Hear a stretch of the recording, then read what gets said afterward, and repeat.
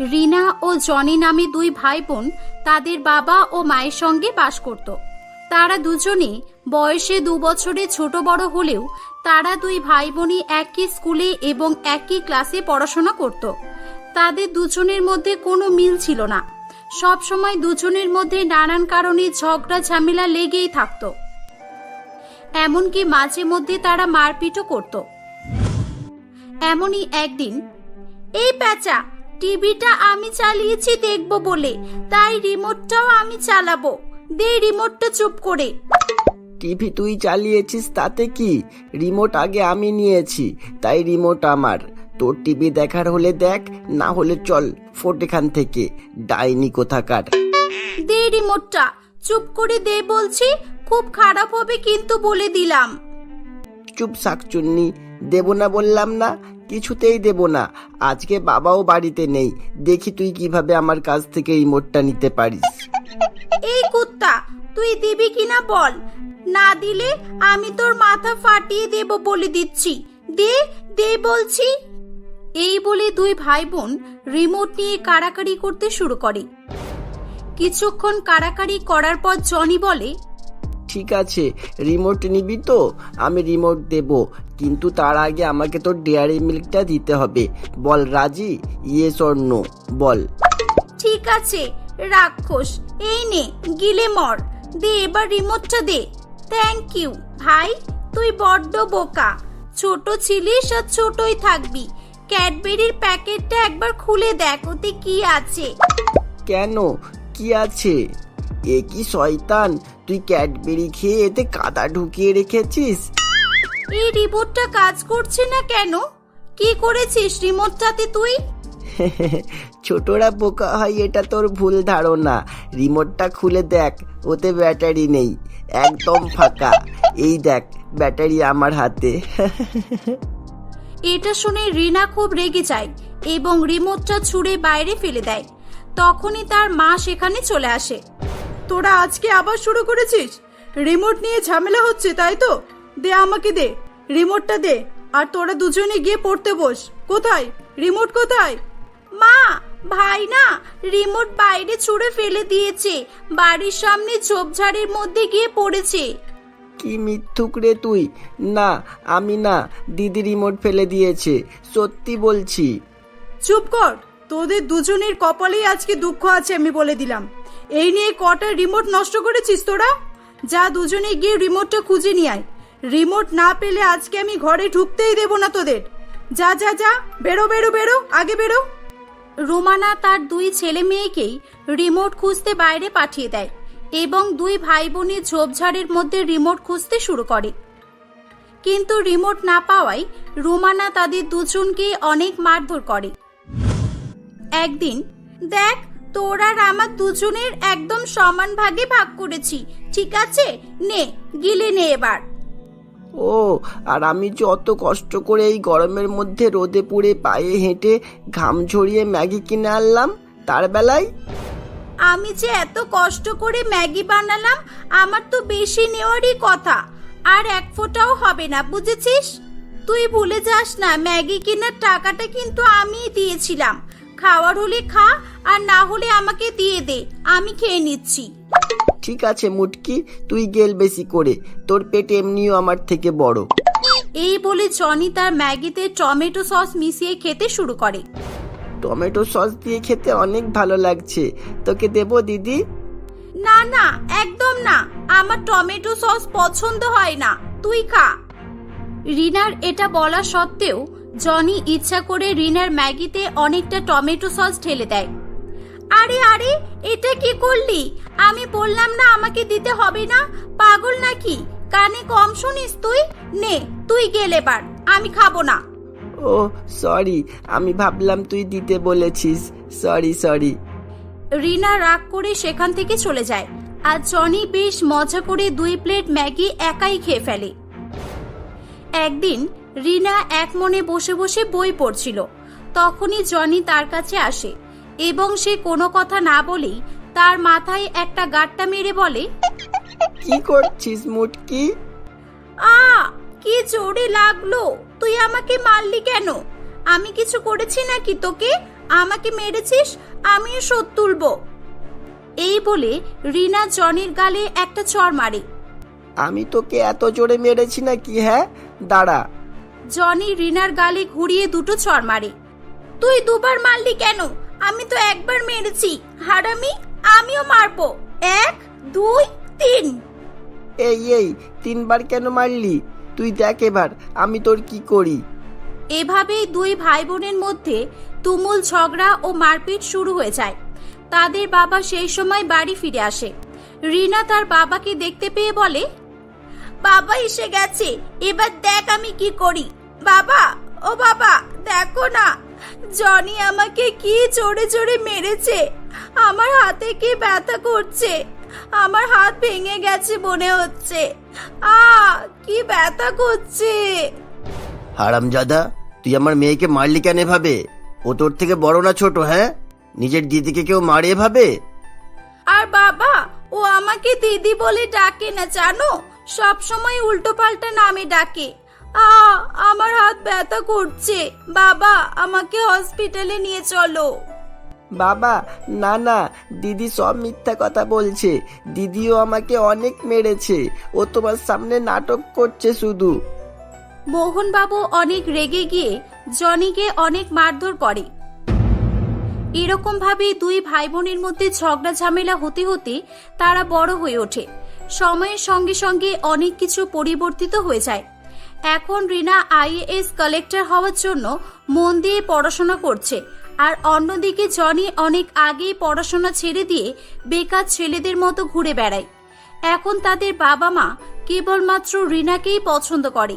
Johnny বাড়ির সকলের কাছে সবসময় অবহেলিত হয় এবং অপমানিত হয়। একদিন রোমানা তার দুই ছেলে মেয়েকে খেতে দেয়। ঠিক তখনই সেখানে তাদের বাবা চলে আসে। রুমানা, তুমি একে খেতে দিয়েছো কেন? আমি বলেছি না ওকে খেতে দেবে না। এই বাড়িতে থাকতে হলে টাকা ইনকাম করতে হবে। ছাড়ো না, তুমি আবার শুরু করলে। ছেলেটা না খেয়ে খেয়ে কেমন হয়ে গেছে দেখেছো?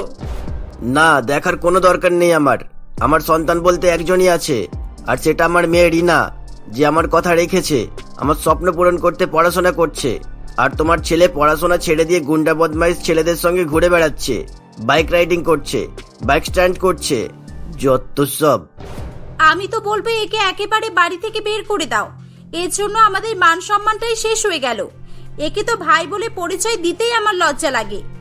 এসব শুনে জনির চোখে জল চলে আসে এবং সে খাবার না খেয়ে সেখান থেকে চলে যায়। এরকম ভাবে সময় কাটতে থাকে। একদিন, বেশ আরামে শুয়ে আছে দেখছি। এই বাদর, ওঠ, আমি পড়তে বসবো। কি রে, শুনছিস? হ্যাঁ, তো পড় না। তোকে কে বারণ করেছে? আমার মাথায় বসে পড়বি নাকি? না, আমি খাটের উপরে বসে পড়বো। ওঠ তাড়াতাড়ি। আচ্ছাই মুশকিল তো। এত বড় খাট, এত জায়গা ফাঁকা আছে, দেখতে পাচ্ছিস না তুই? পড় না, আমার ঘুম পাচ্ছে, আমি ঘুমাবো। ঠিক আছে, উঠবি না তো? দাঁড়া। বাবা, একবার এদিকে এসো তো। বাবা, দেখো না, জনি আমাকে পড়তে দিচ্ছে না, বলছে অন্য ঘরে গিয়ে পড়তে। কি, তোর এত বড় সাহস? আমার মেয়ে অন্য ঘরে যাবে কেন? হ্যাঁ, ওঠ হারামজাদা, ওঠ। খুব শখ তাই না? এসিতে শুয়ে শুয়ে আরাম করা হচ্ছে। ইলেকট্রিকের বিল কি তোর বাপ দেবে? যা ঘর থেকে বেরো। আমার মেয়ের জন্য আমি এসি লাগিয়েছি, তোর জন্য নয়। বেরো। ঠিক আছে, যাচ্ছি। বেশি। সোজা আঙুলে ঘি না উঠলে আঙুল বাঁকা করতে হয়। এরকম ভাবে সময় কাটতে থাকে। একদিন রিনার কলেজের লাস্ট সেমিস্টারের ফিস দিতে না পারায় মোহনবাবু অনেক চিন্তিত হয়ে পড়ে। কি গো, কিছু ব্যবস্থা করতে পারলে? কারোর কাছে ধার চাইলে? না গরুমা, না। আমি এর আগে অনেকের কাছেই ধার করে রেখেছি, কেউ টাকা দিতে চাইছে না। এর আগের সেমিস্টারের কিছু টাকা এমনিও বাকি আছে, সব মিলিয়ে 45,000 টাকা। এখন আমি কোথায় পাবো? তুমি চিন্তা করো না, সবকিছু ঠিক হয়ে যাবে। মা, কালকে আমার ফিস জমা দেওয়ার লাস্ট ডেট। কালকের মধ্যে ফিস জমা দিতে না পারলে আমাকে আর পরীক্ষায় বসতে দেবে না। কাঁদিস না মা, সব ঠিক হয়ে যাবে। তুই দেখিস, এখন আবার কে ফোন করলো, দেখ তো। হ্যাঁ বলো, কি বলছো কি? বাবা, মা, ভাইয়ের অ্যাক্সিডেন্ট হয়েছে। ভাই বাইক নিয়ে স্ট্যান্ড করতে গিয়ে অনেক বড় অ্যাক্সিডেন্ট করে ফেলেছে। নবটার হসপিটালে ভর্তি আছে, ডাক্তার বলেছে খুব খারাপ অবস্থা। এ কি হয়ে গেল, আমার ছেলেটার কি হয়ে গেল? ওগো, শিগগিরই চলো, হসপিটালে যেতে হবে। কি হবে গিয়ে, ওর মতো ছেলে থাকার চেয়ে না থাকা ভালো। এদিকে আমি মেয়ের ফিস দিতে পারছি না, আর ও এখন অ্যাক্সিডেন্ট করে বসে আছে। ওর চিকিৎসা করার টাকা কোথায় পাবো আমি? হ্যাঁ, সবাই মিলে হসপিটালে এলে জনির বন্ধু রোহিতের সঙ্গে তাদের দেখা হয়। আমার ভাইয়ের এমন কিভাবে হলো? ও এসব কেন করে? কি দরকার ওর এসব করার? রিনা, কান্না বন্ধ করো। ওর মতো ভাইয়ের জন্য আবার কেউ কাঁদে নাকি? না কাকু, আপনি ভুল বললেন। ওর মতো ভাই সবার কপালে জোটে না। জনির আজকে অ্যাক্সিডেন্ট হয়েছে, তার পেছনে একটা অনেক বড় কারণ আছে। জনি ওর দিদিকে খুব ভালোবাসে। ওর কলেজের সেমিস্টার ফিস দেওয়ার জন্য ওর জীবনের ঝুঁকি নিয়ে বাইক স্ট্যান্ড করতে গিয়ে অ্যাক্সিডেন্ট করেছে। হসপিটালে ভর্তি করার সময় আমাকে বলে গেল আমার দিদির সেমিস্টার ফিসটা দিয়ে আসিস, তাই আমি একটু আগেই ফিসটা দিয়ে এসেছি। কি বলছো কি তুমি? ও আমার জন্য? হ্যাঁ, শুধু তাই নয়, ও আজকে বেকার শুধুমাত্র তোমার জন্যই। তোমার কালেক্টর হওয়ার খুব ইচ্ছা ছিল, আর জনিরও পড়াশোনা করার খুবই ইচ্ছা, কিন্তু ও জানতো যে ওর বাবার এত ইনকাম নেই যে দুই ছেলে মেয়েকে একসাথে পড়াতে পারবে, তাই ও শুধুমাত্র তোমার কথা চিন্তা করেই পড়াশোনা ছেড়ে দিয়েছিল। রোহিতের মুখে এসব কথা শুনে তাদের সবার চোখে জল চলে আসে। ছোটবেলা থেকে রিনা তার ভাইয়ের সঙ্গে শুধুই ঝগড়া ঝামেলা করে এসেছে, কিন্তু আজকে সে বুঝতে পেরেছে যে তার ভাই তাকে কতটা ভালোবাসে। 3 দিন পর জনির জ্ঞান ফিরে আসে। জ্ঞান ফিরে এলেই সে আগে তার দিদির সেমিস্টার ফিস দেওয়া হয়েছে কিনা জিজ্ঞাসা করে। রিনা তার ভাইকে ফিরে পেয়ে অনেক খুশি হয়। তার বাবা জনির সঙ্গে খারাপ ব্যবহার করার জন্য ক্ষমা চায়। কিছুদিন পর জনি সুস্থ হয়ে বাড়ি ফিরে আসে। তারা আবার আগের মতো হাসি খুশি বসবাস করতে শুরু করে। জয়া দেবীর মাত্র 2টি ছেলে মেয়ে হলেও আজ পর্যন্ত সে কখনোই শান্তিতে থাকতে পারেনি। তার বড় ছেলে প্রকাশকে নিয়ে কোনো চিন্তা না হলেও মেয়ে সুপ্রভাকে নিয়ে সবসময় সে খুব চিন্তায় থাকত। সুপ্রভাকে দেখতে অনেক ভালো হলেও তার ব্যবহার মোটেও ভালো ছিল না। বাড়ির কোনো কাজ করা তো দূরের কথা, সে কাকে কি বলতে হয় সেটাই ভালোভাবে জানতো না। সেদিন অনেকটাই বেলা হয়ে গিয়েছিল, তবুও সে ঘুম থেকে ওঠেনি দেখে জয়া দেবী তার কাছে গিয়ে বলে, আরে ও মহারানী, কতক্ষণ শুয়ে থাকবি? ওর তাড়াতাড়ি, দুপুর হতে চললো, মাথার উপরে সূর্য এসে গেল, আর তুই এখনো শুয়ে আছিস। হে উপরওয়ালা, লোক বলে যার বাড়িতে মেয়ে হয় তার মেয়ে মায়ের কাছে সাহায্য করে, কিন্তু এই মেয়ে তো রাত ভোর টিভিতে সিরিয়াল দেখে। সুপ্রভা, এই সুপ্রভা, উঠবি? তাড়াতাড়ি ওঠ বলছি। মা, কি হয়েছেটা কি? এত চেঁচাচ্ছ কেন? ঘুমাতে দাও না। কেন সকাল সকাল এসে আমার ঘুমটা নষ্ট করে দিচ্ছ? আমি তোমাকে কতবার বলেছি আমাকে সুপ্রভা বলে ডাকবে না, ওসব পুরানো দিনের নাম। আমাকে জুলি বলে ডাকবে, মিস জুলি।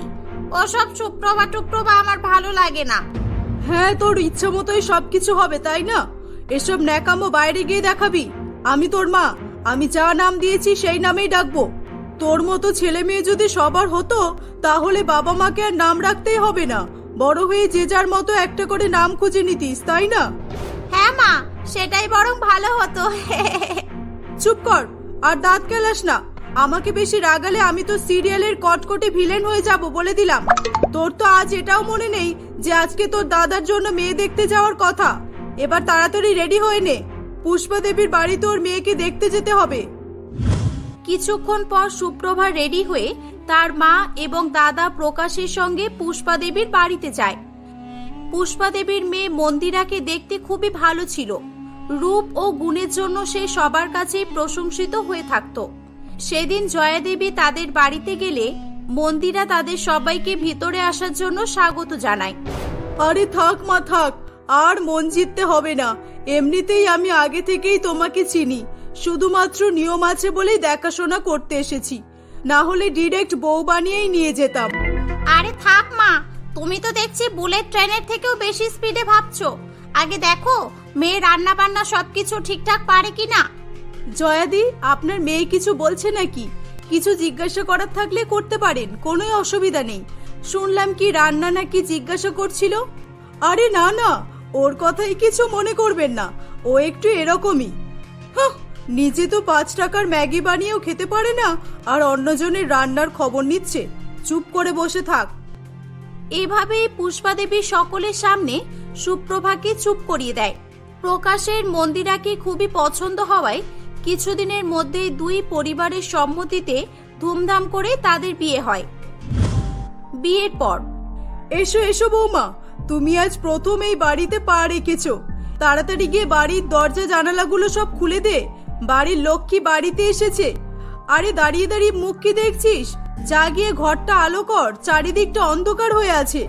হুঁ, লক্ষ্মী না ছাই, লক্ষ্মী না লক্ষ্মীর ভান্ডার, প্রথম দিন আসতেই তুমি বুঝে গেলে বলো? দেখে তো মনে হচ্ছে তোমার বৌমাকে দেখেই লক্ষ্মীর ভান্ডার প্রকল্প চালু করা হয়েছে। দেখো দেখো, এত মাথায় তুললে পরে কিন্তু নামাতে অনেক কষ্ট হবে বলে দিলাম। বেশি নাটক দেখে দেখে তোর মাথায় নাটকের ভূত চেয়ে আছে, তাই মানুষকে সম্মান না করে সবসময় সন্দেহ করিস। দাঁড়া, কাল থেকে তোর নাটক দেখা আমি ছাড়াচ্ছি। আরে থাক না মা, সুপ্রভা দিদির এখনো হয়তো তেমন বুদ্ধি হয়নি, আপনি ওকে বকবেন না, ওর কথায় আমার একটুও খারাপ লাগেনি। মন্দিরার এরকম কথাবার্তা শুনে জয়া দেবী খুশি হলেও সুপ্রভার সেটি শুনে খুবই খারাপ লাগে। থাক বৌদি, তোমাকে আর আগুনের উপরে তেলের ছিটা দিতে হবে না, তোমার চালাকি আমি ভালোভাবেই বুঝি।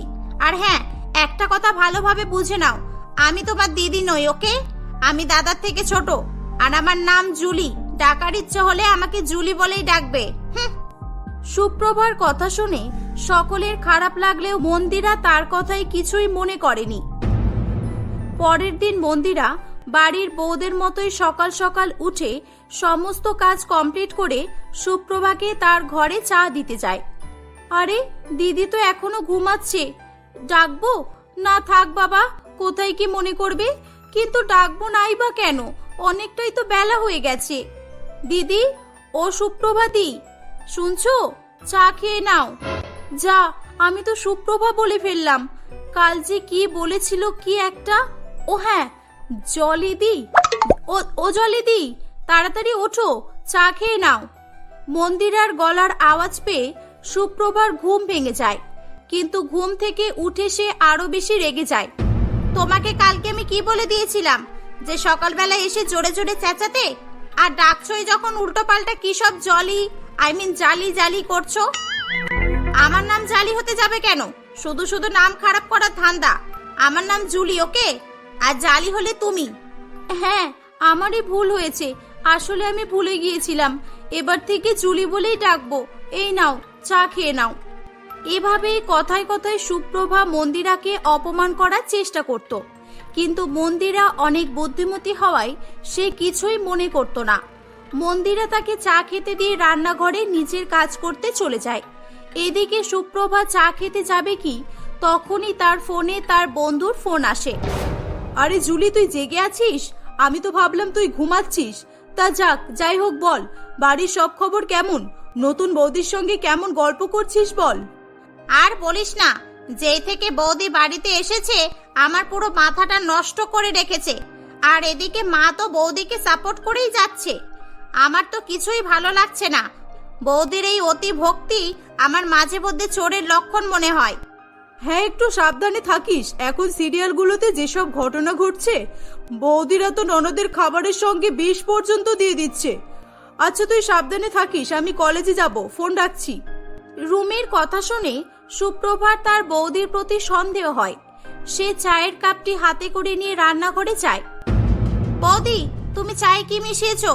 সত্যি করে বলো, মানে চাটা দেখতে কেমন অদ্ভুত অদ্ভুত লাগছে। আরে আজব মুশকিল তো, চায়ের মধ্যে কি মেশাবে জানিস না? দুধ, চিনি, চা পাতা এসবই তো দেওয়া হয়। চা করে খাস না বলে কি জানিসও না চা কি দিয়ে তৈরি করা হয়? ঠিক আছে, যদি কিছুই মেশায়নি তাহলে একটু আমাকে এই চাটা খাইয়ে দেখিয়ে দিক না। আমি জানি মা, টিভি সিরিয়ালের বৌদিদের মতোই বৌদিও নিশ্চয়ই কিছু মিশিয়ে আমাকে খাওয়াতে চাইছে। সুপ্রভার কথা শুনে মন্দিরার খুব খারাপ লাগে, তাই সে প্রমাণ করার জন্য চাটি খেয়ে দেখিয়ে দেয়। সুপ্রভা এটা দেখার পর সেখান থেকে চলে যায়। বেশ কয়েকদিন কেটে যায়। সুপ্রভা এমন করে সন্দেহ করতে করতে সে এমন হয়ে গিয়েছিল যে তার বৌদির হাতের কোনো খাবারই সে অন্যজনকে না খাওয়ালে আগে খেত না। মন্দিরা হাজার চেষ্টা করলেও তখনও পর্যন্ত সুপ্রভার বিশ্বাস জয় করতে অক্ষম ছিল। একদিন, আরে আজকে তো আমার খুব জল তৃষ্ণা পেয়েছে, আশেপাশে কাউকে দেখতেও তো পাচ্ছি না। এক কাজ করি, আমি নিজে গিয়ে রান্নাঘর থেকে জল নিয়ে আসি। জল কোথায়? এই তো, এখানেই আছে। আহ, জল খেয়ে কি শান্তি, কিন্তু এ কি, কিসের যেন গন্ধ বেরোচ্ছে। এই বলে খুঁজতে খুঁজতে সুপ্রভা দেখতে পায় যে গ্যাস ওভেনটি অন করা আছে এবং সে খুব ভয় পেয়ে যায়। সে জোরে জোরে চেঁচাতে শুরু করে, মা, মা, কোথায় আছো? এদিকে তাড়াতাড়ি এসো, তোমার বৌমার কীর্তি দেখবে এসো। আজ তো তোমার বৌমা আমাকে মারার প্ল্যান করেছিল। কি কি কি হয়েছে? তুই ঠিক আছিস তো? হ্যাঁ মা, ঠিক আছি, কিন্তু এভাবে আমার পিছনে লাগলে আমার মনে হচ্ছে না আমি আর বেশি দিন টিকতে পারবো। এই দেখো, গ্যাস ওভেনটা অন করে রেখেছে। ও জানে যে আমি রান্নাঘরে আসবো আর গ্যাস ওভেন ধরাতেই আমি পুড়ে মরে যাব। তুমি কি উল্টোপাল্টা বলছো দিদি? হ্যাঁ মানছি, আমার ভুল হয়েছে, গ্যাস ওভেনটা আমি বন্ধ করতে ভুলে গেছি, কিন্তু আমি তোমাকে কেনই বা মারতে যাব? আর তুমি তো রান্নাঘরে কিছু রান্না করতে আসো না কখনোই, সব তো আমিই রান্না করি। এই মেয়েটার জ্বালায় আমি নিজেই থাকতে পারছি না, সারাক্ষণ বৌমার পিছনে লেগেই আছে। না না বৌমা, ও তুমি কিছু মনে করো না, মানুষ মাত্রই এরকম ভুল হতেই পারে। আর তুই শোন, বেশি নাটক সিরিয়াল দেখিস না, বুঝলি? ওসবের জন্যই তোর মাথাটা একেবারে খারাপ হয়ে যাচ্ছে। যা তুই এখান থেকে যা এবার। সুপ্রভা সেখান থেকে চলে গেলে মন্দিরা তার শাশুড়ি মাকে বলে, মা, আমার তো মনে হচ্ছে দিদিকে একটা সাইকিয়াট্রিস্টের কাছে নিয়ে যাওয়া দরকার। আমি যেদিন থেকে এসেছি কোনো না কোনো কারণেই দেখি আমাকে দোষারোপ করছে, আর দিন দিন তো এগুলো বেড়েই চলেছে। এভাবে তারা শাশুড়ি বৌমা আলোচনা করে পরের দিনে সুপ্রভাকে একটি সাইকিয়াট্রিস্টের কাছে নিয়ে যায়। ডাক্তার তাকে চেক আপ করে এবং অনেকক্ষণ তার সঙ্গে কথা বলার পর বলে, দেখুন, পেশেন্টের অবস্থা তো খুব একটা খারাপ নয়, ওর কোনোই মানসিক রোগ নেই, সম্পূর্ণ টিভি সিরিয়াল ও লোকজনের এফেক্টেই এগুলো হচ্ছে, তাই ধীরে ধীরে এটা ওর অভ্যাসে পরিণত হয়ে গেছে। ডাক্তারের কথাবার্তা শুনে তারা আসল ব্যাপারটা বুঝতে পারে। সেদিনের পর থেকে কেউই সুপ্রভার কোনো কথায় তেমন গুরুত্ব দিত না। তার টিভি সিরিয়াল দেখা এবং বন্ধুদের সঙ্গে ঘুরে বেড়ানো একেবারেই বন্ধ করে দেওয়া হয়েছিল। সুপ্রভার সঙ্গে এরকম করার ফলে ধীরে ধীরে সে সবকিছু বুঝতে শুরু করে এবং তারা সুখে শান্তিতে বসবাস করতে থাকে।